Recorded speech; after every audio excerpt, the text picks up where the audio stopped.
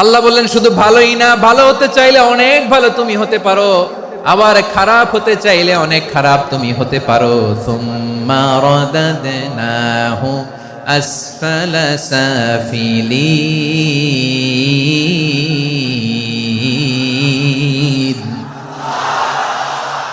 খারাপ হলে একেবারে খারাপ হতে পারো, নিকৃষ্ট হলে একেবারে নিকৃষ্ট হতে পারো, ভালো হলেও ভালো হতে পারো। কোন সুবহানাল্লাহ।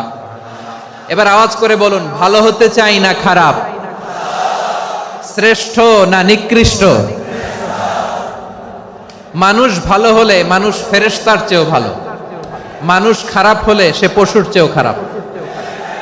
কথা ঠিক কিনা বলেন?